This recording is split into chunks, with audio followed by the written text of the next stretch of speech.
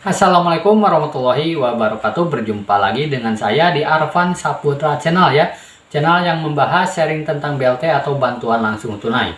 Nah, yuk kita sharing lagi tentang BLT di channel ini ya. Nah, namun sebelum videonya kita lanjut ke tentang pembahasan Banpres Produktif UMKM tahun 2021, di sini saya akan memberikan unboxing terlebih dahulu ya. Ada penghargaan dari YouTube kepada channel Arfan Saputra Channel ini ya.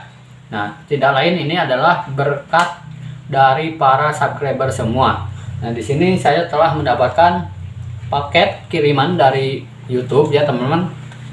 Ini perkiraannya dari bulan kemarin ya, bulan April tanggal 27 dan nyampe tanggal 7 Mei 2021. Nah, kita coba unboxing ya. Apa isi di dalamnya? Kita lihat.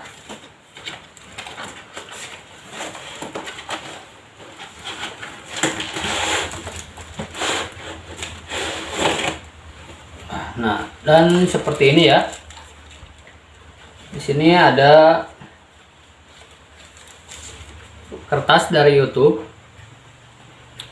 perihal 100.000 subscriber ya, teman-teman. Nah, jadi channel Arfan Saputra ini sudah mendapatkan atau sudah melebihi 100.000 subscriber. Dan ini adalah barang yang dikirim dari YouTube ya. Ini adalah silver play button ya, teman-teman. Nah, jadi saya ucapkan terima kasih kepada kalian semua yang sudah mensubscribe dan mendukung channel ini sampai sejauh ini ya, sampai detik ini. Nah, jadi ini adalah silver play buttonnya. Jadi saya ucapkan sekali lagi terima kasih ya teman-teman buat semuanya yang sudah mendukung dan mendoakan channel ini, sehingga channel ini maju dan terus memberikan informasi yang sangat bermanfaat buat kalian semua. Nah, ini ya, sekali lagi terima kasih buat kalian semua. Nah, kita langsung saja pada berita yang akan diinformasikan dari Deputi Bidang Usaha Mikro ya, atau UMKM, Bapak Edi Satria. Nah, kita coba lihat cuplikan berikut ini. Banpres produktif. Saya harapkan ini nanti Banpres produktif ini digunakan betul-betul untuk tambahan modal.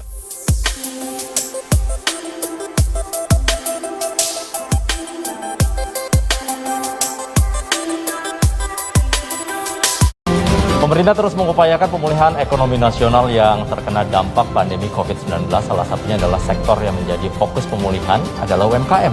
Lalu program Banpres Produktif Usaha Mikro atau BPUM, berikut informasinya. Pemerintah kembali menyiapkan anggaran 15,36 triliun rupiah untuk disalurkan kepada 12,8 juta pelaku UMKM, dan hingga awal Mei ini sejauh mana perkembangan penyalurannya, Pak?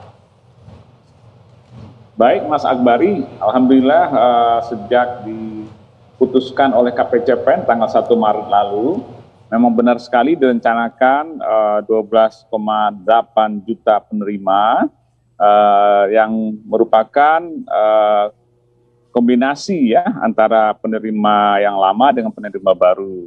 Nah, anggaran tersedia baru 9,8 Mas ya. Jadi sudah kita proses yang 9,8 ini, kalau di total 11,76 triliun, dan sudah tersalurkan sebesar 8,635, artinya 8,6 juta penerima sudah tersalurkan dengan nominal hampir 10,4 triliun sudah tercairkan. Jadi kalau di presentasi itu sudah sekitar 88% untuk yang 9,8 ya.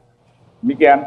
Oke, Pak, tadi kalau dikatakan ini bisa dikatakan bahwa memang ada penambahan jumlah penerima Banpres ya, Pak ya, hingga 3 juta penerima. Itu bagaimana pemerintah melakukan kalkulasinya, Pak?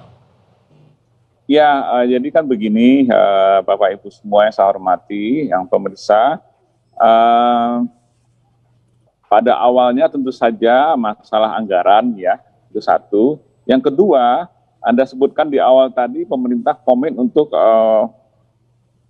tetap menjaga laju pertumbuhan ekonomi kita. Nah, salah satu yang memang dicanangkan adalah bagaimana kita bisa pertumbuhan tidak drop di kuartal pertama kemarin, ya. Artinya kita berusaha ekonomi bergerak dan tidak mandek, karena biasanya awal-awal tahun kan anggaran-anggaran pemerintah itu masih persiapan. Nah, untuk itu ditetapkan 9,8 yang dari data-data yang lama 9,8 juta itu diusahakan bisa dicairkan pada bulan Maret kemarin sampai April ini.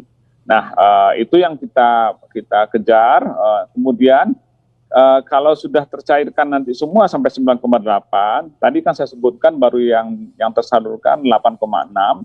Nah, kalau sudah mendekati angka 9 nanti atau lebih, artinya penyalurannya lancar, itu direncanakan akan menambah 3 juta lagi.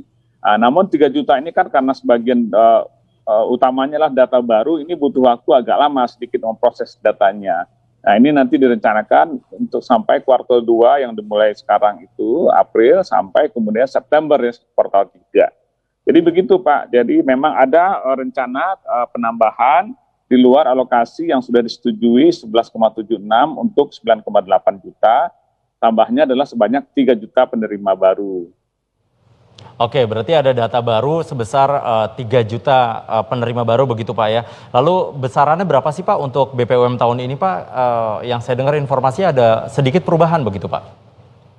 Ya bukan sedikit sih, karena memang rasanya dari rapat KPCPEN waktu itu keterbatasan anggaran, di mana kita anggaran sebagian besar direfocusing, diarahkan untuk kesehatan ya, vaksin terutama.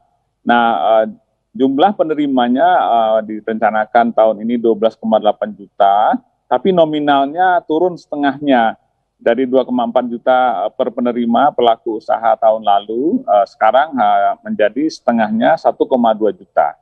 Tapi mudah-mudahan ini masih bisa membantu pelaku usaha mikro yang memang masih membutuhkan, baik yang lama yang sudah kembali bergerak ekonominya, ataupun penerima baru yang belum menerima di tahun lalu. Begitu.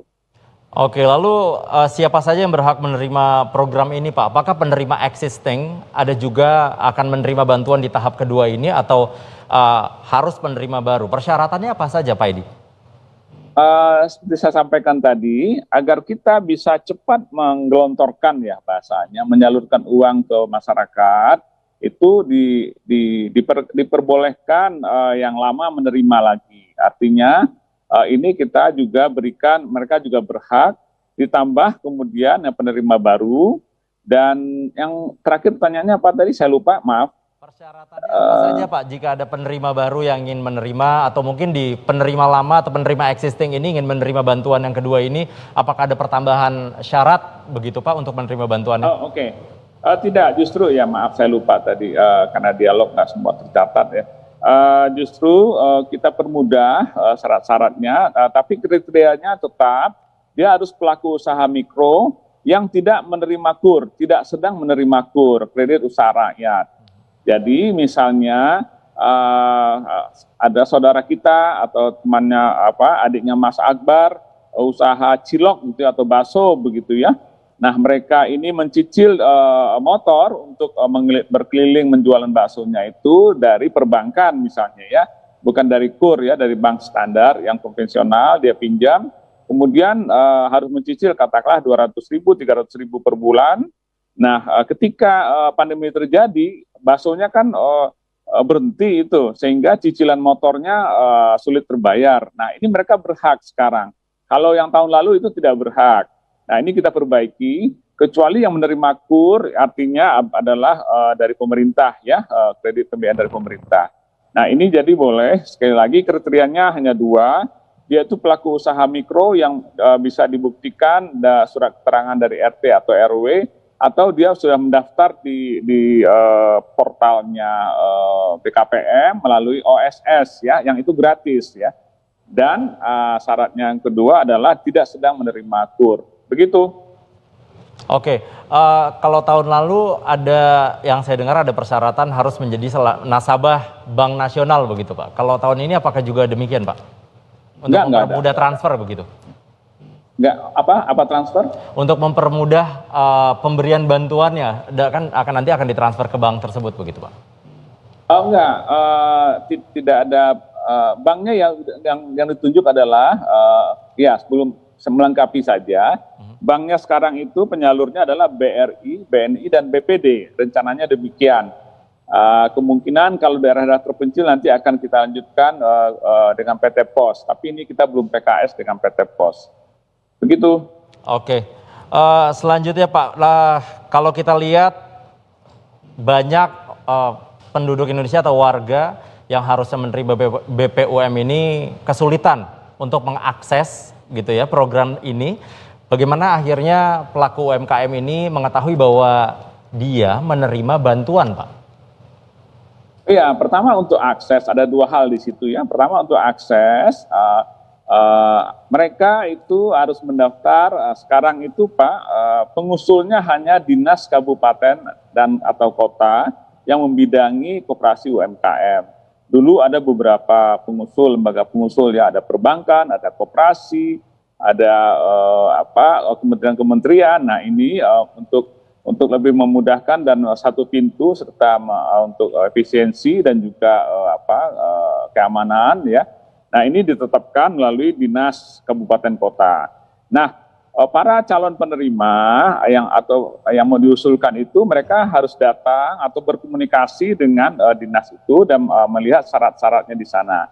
Nah kemudian kalau sudah melakukan proses usulan, sudah diajukan oleh kabupaten kota, disampaikan ke kami via dinas provinsi, nah nanti akan ada perbankan mengumumkan kepada orang-orang itu akan dibelas biasanya SMS atau akan dihubungi dengan cara-cara yang dipilih langsung oleh perbankan yang kami tunjuk tadi. Nah itu mereka langsung bisa mengetahui, biasanya ada link yang diinfokan oleh perbankan via SMS atau lewat WA kalau HP-nya sudah ada WA. Biasanya juga ada lewat website begitu. Jadi nanti mereka akan mengecek langsung ke sana. Oke. Pak Edi Satria, terima kasih Pak. Saya akan bergeser dulu ke Pak Iwan Faidi. Pak Iwan Faidi, kalau bisa kita bilang Pak Iwan, Banpres Produktif ini seperti oase di tengah kekeringan pandemi begitu ya Pak ya. Dan banyak masyarakat ini sudah merasakan bantuan dari Presiden ini seperti apa ke perekonomian mereka. Namun sejauh ini bagaimana evaluasi dari pemerintah? Efeknya begitu Pak? Sudah seperti apa sih evaluasinya Pak? Ya baik, jadi memang PEN ini salah satunya adalah BPUM ini memang memberikan efek yang luar biasa. Hal ini dibuktikan dengan data survei dari BPS yang menyatakan bahwa terdapat penambahan sekitar 760.000 orang yang menjalankan usaha baru dan buruh informal naik 4,5 juta pekerja. Jadi itu adalah efeknya dan kita tahu bahwa PEN ini peran strategisnya adalah bagaimana agar UKM bisa terus mempertahankan usahanya dan juga sebagai upaya untuk menekan potensi pengurangan tenaga kerja. Jadi ini efeknya baik sekali dan di samping itu bukan hanya BPUM saja, ada beberapa insentif lainnya seperti subsidi bunga, kemudian penempatan dana pemerintah pada bank umum, kemudian adanya penjaminan kredit modal kerja yang melalui imbal jasa penjaminan, juga adanya PPh final bagi UMKM yang ditanggung oleh pemerintah, dan yang terakhir adalah BPUM ini sendiri. Jadi memang ada beberapa insentif yang diberikan oleh pemerintah bagi UKM ini. Dan untuk tahun 2021 dianggarkan sebesar 121,9 triliun. Nah, jadi itulah ya teman-teman tentang informasi tentang Banpres Produktif Usaha Mikro tahun 2021. Semoga video ini bermanfaat. Jangan lupa di like, share, komen, dan subscribe. Sampai jumpa di video selanjutnya. Wassalamualaikum warahmatullahi wabarakatuh.